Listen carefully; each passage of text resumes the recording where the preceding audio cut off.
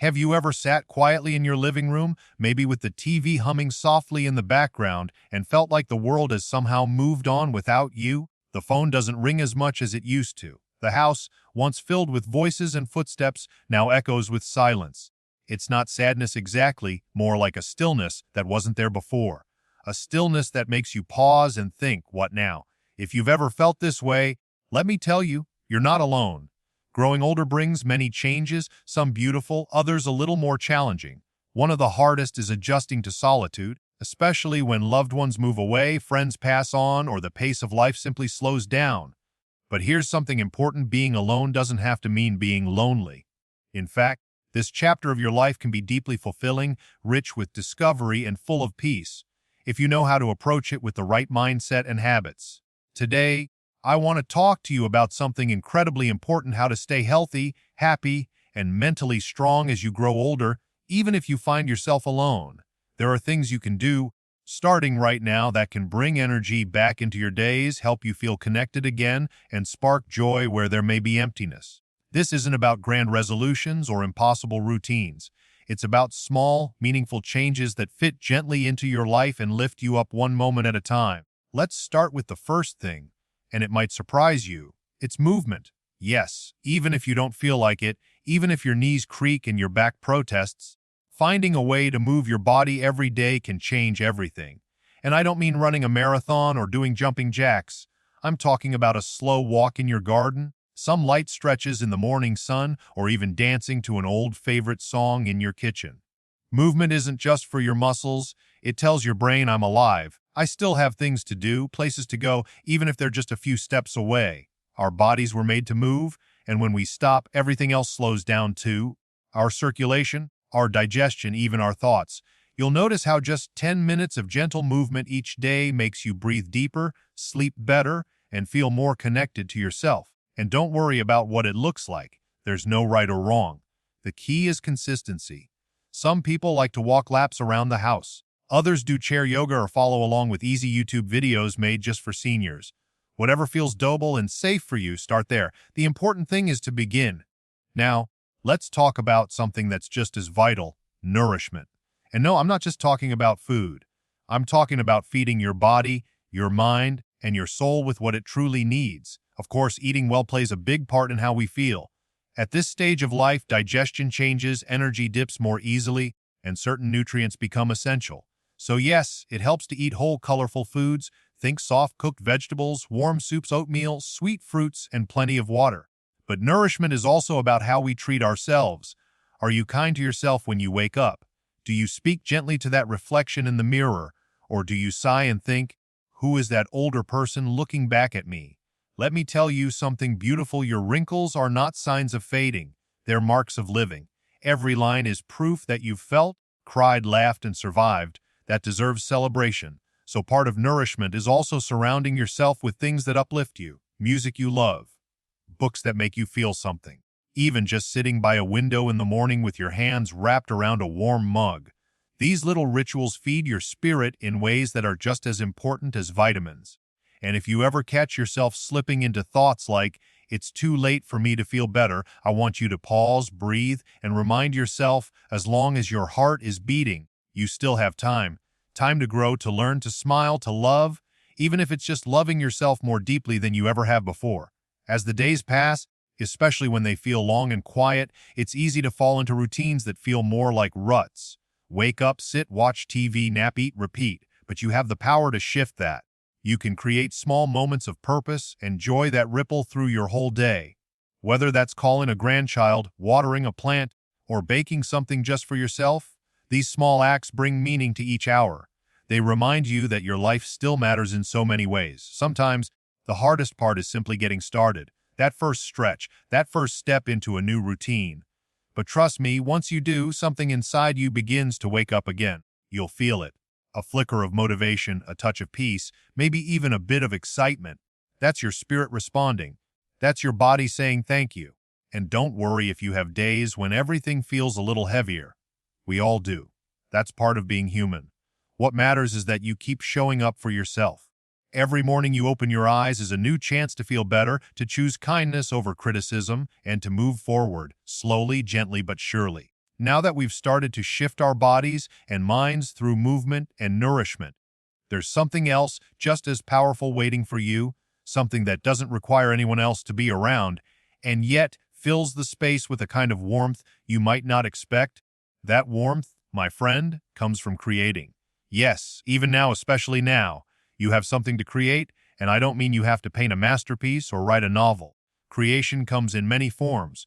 It could be as simple as writing in a journal, knitting a scarf, tending to a little garden, or even piecing together a jigsaw puzzle on your kitchen table.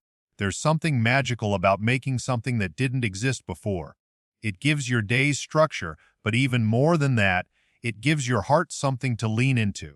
When you're alone, having a small creative goal, even something as humble as drawing a flower on a piece of paper, can anchor you in the present moment. It pulls you out of your worries and reminds you that you are still part of the world's beautiful, unfolding story. When you make something, you're not just passing time, you're investing it. You're saying, my time matters. My presence matters. And you're absolutely right. I once knew a man named Gerald. He was 79 when he lost his wife, and for a while he barely got out of bed. His world shrank to the size of his living room. But one day, while sorting through some old boxes, he found his father's old harmonica. He hadn't played it in over 50 years.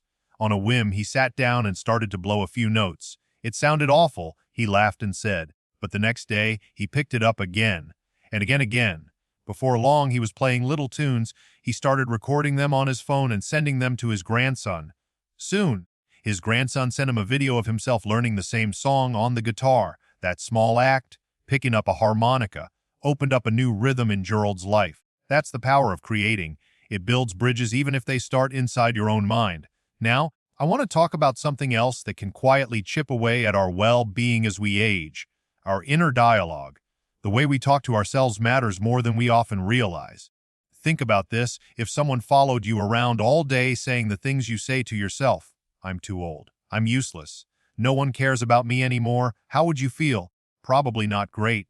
But what if, instead, that inner voice said, you're still learning, you've survived so much, you still matter? Wouldn't your heart feel lighter? It's time to become your own friend, to speak gently, especially when the days are hard. Being alone can be difficult, yes, but it's also an invitation to turn inward, to discover who you are beyond your roles as spouse, parent, or worker. Who are you when the noise settles? What do you need? What makes you smile just for you?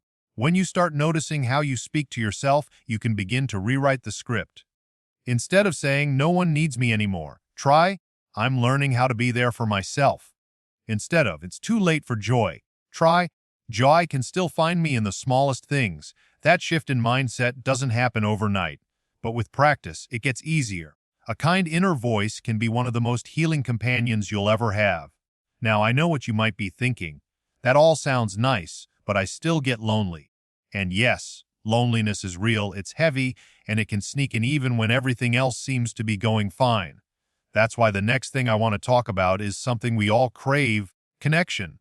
Here's the beautiful truth: connection doesn't have to mean being surrounded by people. It doesn't have to mean loud parties or a busy calendar.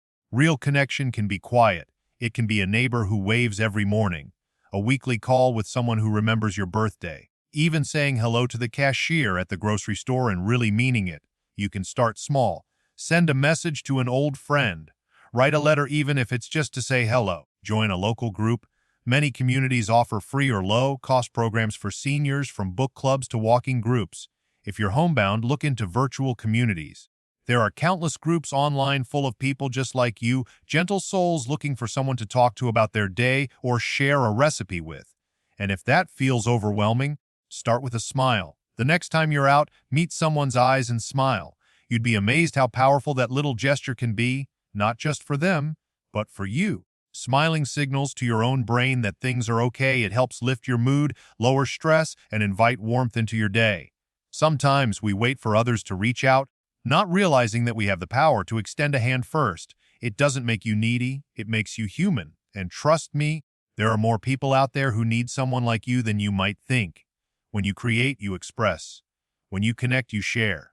These two forces, even when experienced in the smallest ways, can fill your heart with new purpose. They remind you that no matter your age, no matter your circumstances, you're still part of the great story of life. And here's something I want you to remember. You are not invisible. You are not forgotten. Your life still carries weight. Your words still have meaning, and your smile still lights up the world for someone. Sometimes we just need to be reminded of that truth. And if no one has told you that lately, let me be the one to say it. You matter. You really, truly do. So let yourself create. Let yourself connect. Let yourself feel again. Because there is still so much beauty waiting for you in the days ahead, because that beauty isn't something you have to chase. It's something you can choose to see right where you are. Now, let's talk about one more thing, something many people overlook until it starts to slip away: your mental strength. You see, just like your muscles, your mind needs regular movement too. If you don't use it, it starts to fade, but if you challenge it even gently, it grows sharper, steadier, and stronger. Mental strength doesn't mean you never feel down or never forget where you left your glasses. It means you have the ability to pull yourself back up when life gets heavy. It means staying curious, open, and aware, even when the world feels quiet around you. One of the simplest ways to keep your mind strong is to stay curious. Ask questions. Explore things that interest you. You're never too old to learn something new. Maybe it's a new word in a foreign language.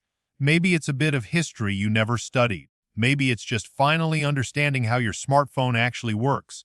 You might be surprised how many older folks are learning to use apps, join online classes, or even start hobbies they'd never tried before. I know a lovely woman named Amina who learned how to play chess at the age of 83 through an online tutorial. She said it made her feel young again, not because she won every game, but because it woke up parts of her brain that had been dozing off. And learning doesn't have to be digital. Keep a notebook of thoughts, stories, or things you've learned. Read books that make you feel something. Listen to music you've never heard before. Write letters to your younger self or future generations. These aren't just activities, they're lifelines. They remind your mind that it still has room to grow, and your spirit that it's never too late to bloom. But mental strength also means taking care of your emotional well-being. We all carry memories that weigh heavy, some joyful, some painful. As we grow older, these memories can surface more often, sometimes uninvited. That's okay, it's a natural part of reflecting on a life fully lived. The key is not to let those memories drown you. Give yourself permission to feel whatever comes up. Let the tears fall if they need to. Let the laughter echo when it bubbles up. You've earned every feeling you carry. But after you feel it, don't stay stuck in it. Gently bring yourself back to the present. Remind yourself, I'm still here. And I still have today. One beautiful habit that many people find healing is gratitude, not in a grand or showy way, just in a quiet, personal way. Each night before bed, think of 3 things that brought you even a little bit of joy that day. Maybe the sun peeked through the clouds. Maybe your tea tasted just right. Maybe you heard a bird sing. These little blessings, when counted, can build a fortress around your heart. It's a strange thing, isn't it? The more we notice what's good, the stronger we become. Not because life suddenly gets easier, but because we begin to see that even in stillness, even in solitude, there is so much to be thankful for. And remember, being mentally strong doesn't mean you never ask for help. In fact, asking for help is one of the bravest things you can do. Whether it's speaking to a doctor about how you're feeling, reaching out to a friend for a conversation, or telling someone you trust that you're having a tough day, that's strength, not weakness. It's okay to need others sometimes. We all do. And even if your days are mostly quiet, you are not alone. There are people who care. People who would love to hear your stories, learn from your wisdom, or simply sit with you in silence.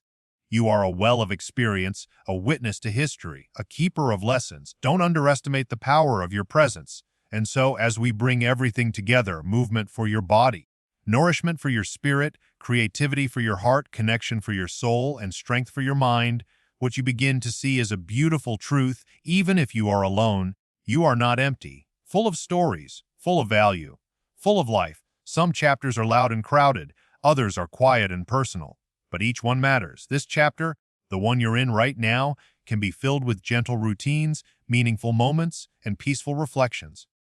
It doesn't need to look like anyone else's journey. It just needs to feel true to you. You have the wisdom of years behind you and the gift of time in front of you. That is a rare and precious combination.